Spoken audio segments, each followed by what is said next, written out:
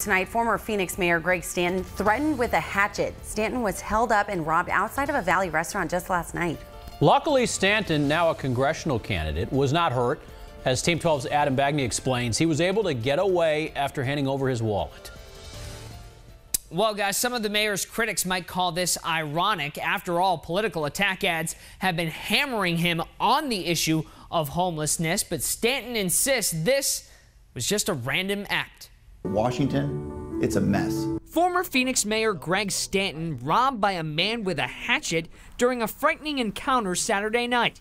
It happened not far from the Thai Rama restaurant, one of his favorites, which he visited alone with his family out of town.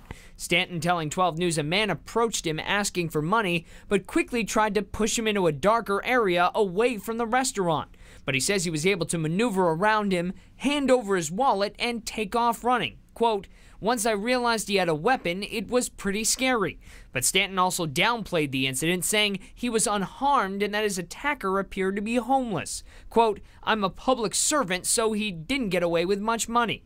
When we visited the restaurant Sunday, there was a significant homeless population in the area, including a small encampment in the back of its parking lot. Typical politician Stanton broke his promise on ending homelessness. Stanton, a Democrat who's running for Congress against Republican Steve Ferrara, has been hammered with political attack ads, criticizing him on the issue of homelessness. But he told me those characterizations are unfair and that this was just, quote, a random act that could have happened to anyone.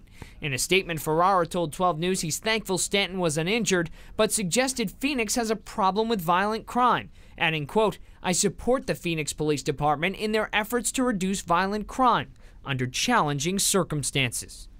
And Phoenix police say an investigation is ongoing. We have a description of the suspect on our website. But again, the most important thing, the former mayor was unharmed. Adam Bagney, 12 News.